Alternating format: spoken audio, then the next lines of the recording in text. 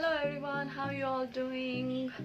तपाईले मलाई चिन्नु हुँदैन नि आई एम रुसा है मेरो तपाईहरुले पहिल्यै दुईटा भिडियो हेरिसक्नु भयो होला आई होप हेरिसक्नु भयो सो म चाहिँ त्यही स्टोरी कन्टिन्यू गरौँ त्यो स्टोरी आधा अधुरो थियो नि त लास्ट फाइनल पार्ट बाँकी थियो सो त्यही कन्टिन्यू गरौँ भनेर तपाईहरुको अगाडि फेरि आएको छु अब यति भनेर म चाहिँ मेरो स्टोरीको फाइनल पार्ट चाहिँ रिभिल गर्न गइरहेको छु रिभिल भन्दा यस्तो ढ्यान्टारान गरेर त्यस्तो केही ग्रान्ड रिभिल त हैन जस्ट नर्मल मेरो आफ्नो जुन चाहिँ म एभ्री भिडियोमा बस्नु मेरो कुरा what I want to share त्यो चाहिँ म भन्न गइरहेको छु सो मेरो चाहिँ तपाईहरुले दुईटा भिडियो हेरिसक्नु भएको होला फर्स्टमा चाहिँ जुन चाहिँ त्यो मेजरमेन्टको पार्ट्सहरु थियो सेकेन्डमा नि त्यही मेजरमेन्टको पार्ट तर गएर ट्रिम गर्नेवालाहरु थियो अब लास्ट भन्ने चाहिँ के छ भने हाउ आई लुक द मैले भने थिएँ म डिफ्रेन्ट देख्छु भनेर सो लास्ट पार्ट चाहिँ हाउ आई लुक आफ्टर त्यो दाँतको ग्याप फिल गरिसकेपछि भन्दा पनि क्याप लगाइसकेपछि दाँतको so this is my teeth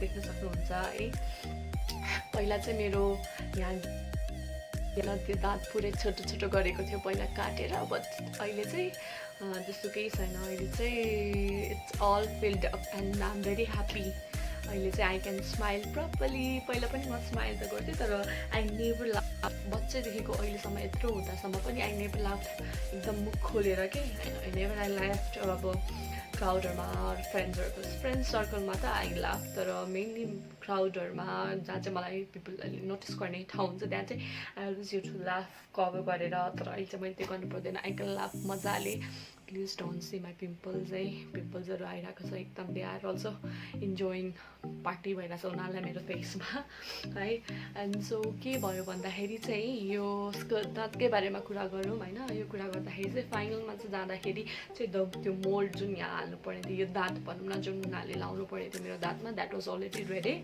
उसको ल्याबमा that was already ready so मैले चाहिँ अनि त्यसपछि मजाले फिट छैन मलाई चाहिँ त्यो गएर चेक गर्नुपर्ने थियो अनि आई वेन्ट मेरो मामासँग गएको थिएँ म आई वेन्ट अनि फर्स्ट टाइम मैले त्यो दाँत देख्दा आई वाज अमेज कसरी हाल्छ यो मलाई दुख्छ कि दुख्दैन भनेर भइरहेको थियो कि तर अनि मैले सोधेँ यो दाँत हाल्दा मलाई दुख्दैन त यो यतिकै कसरी हाल्ने भन्दाखेरि होइन दुख्दैन जस्ट क्लिप टाँसेको जस्तो मात्रै गर्ने हो सो तिमीलाई दुख्दैन नो वरिज भनेर भन्नुभयो ओके नि त भनेर उहाँले चाहिँ एकचोटि ट्राई मात्रै गरेर नै यदि तिमीलाई यसले अप्ठ्यारो हुन्छ या तिम्रो मेजरमेन्ट्स मिलेन भने फेरि हामीले डेन्टिस्टकोमा गएर मिलाउनु पर्ने हुन्छ आई मिन ल्याबमै डेन्टिस्टको अफिसमै क्लिनिकमै गएर मिलाउनु पर्ने हुन्छ भनेर भन्नुभयो लाइक आई जस्ट नर्मली यत्तिकै विदाउट एनी ग्लु त्यो के हाल्छ सिमेन्टहरू नहालिकन I tried and I was totally shock के म मान्छे नै डिफ्रेन्ट देखिरहेको थिएँ तपाईँहरूले पनि पहिलाको भिडियो हेरेर अहिलेको भिडियो हेरेर यु विल फाइन्ड मी एकदम डिफ्रेन्ट क्या मान्छे नै पुरै चेन्ज जस्तो मीन्स त्यो चेन्ज देखेर चाहिँ I didn't expect that much change अनि also I was very I mean लाफिङ कि आफूमै हाँस उठिरहेको थियो मलाई छ्या म कस्तो देखाउँ कि या कहिले अब बच्चादेखि अहिलेसम्म यत्रो भइसकेँ होइन I have never with full teeth के फुल दाँतमा मैले कहिले आफूलाई देखेको थिइनँ so I was very amaze and I was लाफिङ एट माइसेल्फ अनि त्यहाँको त्यो जुन त्यो मेरो दाँत बनाइदिने दाइ हुनुहुन्थ्यो उहाँले पनि आफूलाई हेरेर नहाँस्नु न तपाईँलाई बानी भएको छैन बिस्तारै बानी हुन्छ अनि कम्फर्टेबल भन्थ्यो कि अनि आई थट ओके भनेर तर आई ट्राइड अनि तर मलाई चाहिँ कस्तो भयो भने कस्तो के नमिला जस्तो चाहिँ आई फेल्ट अनि पछि दाइले चाहिँ के भने यो तिमीले पहिल्यैदेखि नराखे भएर हो अब यत्रो वर्षपछि हालेको छौ त्यही माथि अब केही ग्याप फिल भएपछि त तिमीलाई अलिकति अप्ठ्यारो त हुन्छ नै इट वन्ट बी एनिथिङ तिमीलाई बानी पर्छ बिस्तारै भनेर भन्नुभयो अनि मैले चाहिँ के भने मेरो दाँत पुरै आई मिन ओठ चाहिँ स्वेल भएको जस्तो उठेको थियो क्या फर्स्टमा यो हाल्दाखेरि फर्स्टमा त्यतिखेर हाल्दाखेरि चाहिँ अनि उहाँले त्यो हल्का स्वेल अस्ति दाँत काटेकोले त्यो स्वेल भएर पनि हो तिम्रो बिस्तारै मिल्छ स्योर होइन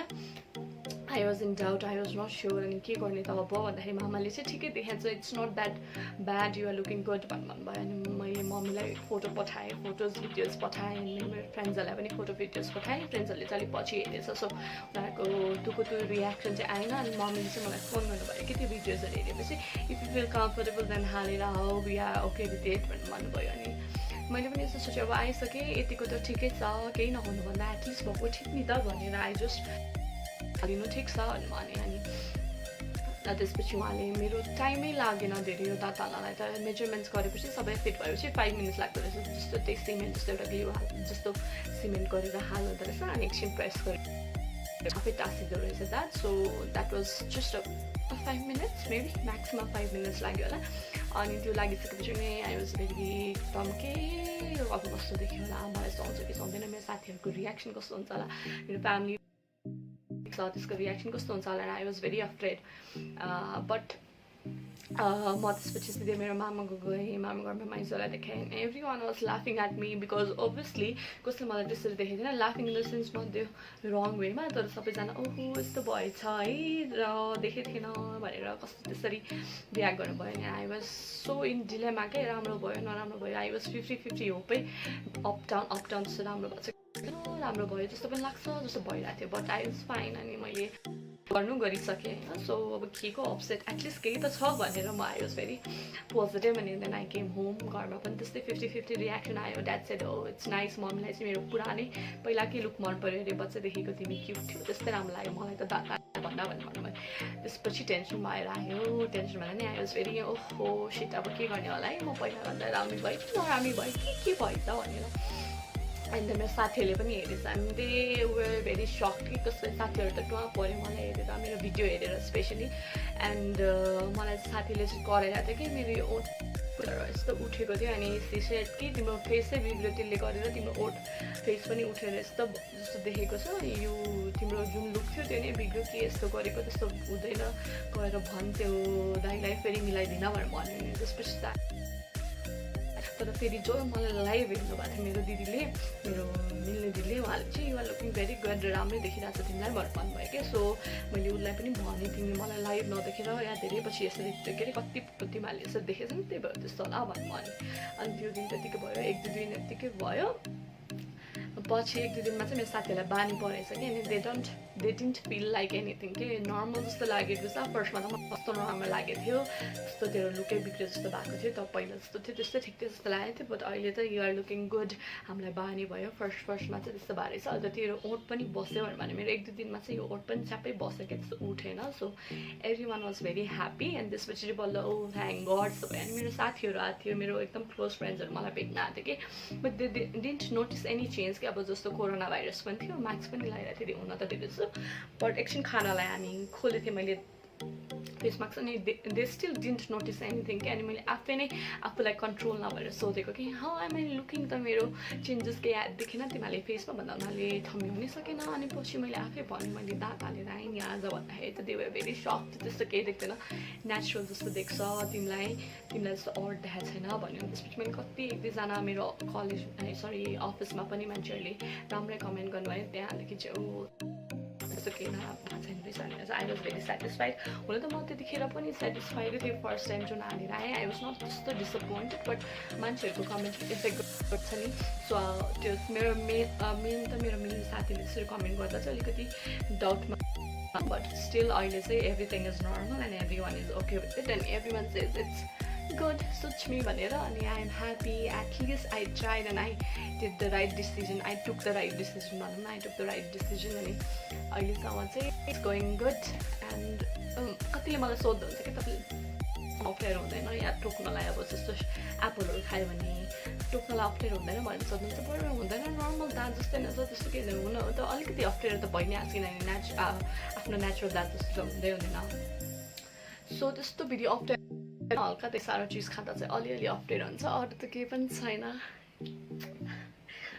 I know I might look weird to you है, तै पनि I wanted to just show you clearly कस्तो छ भनेर. So this is my new look.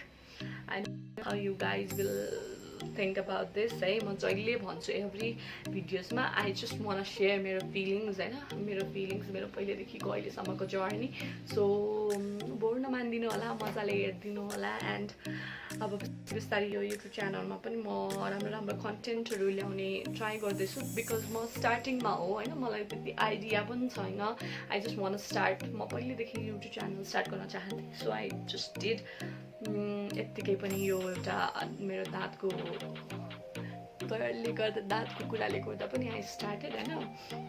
यो कुरा कहाँबाट कहाँ पुगेछु नभन्नु होला. आई एम स्टिल यही फेजमा कि आई मिन कुरामा कि मेरो दाँत चाहिँ अहिले good and I am very happy.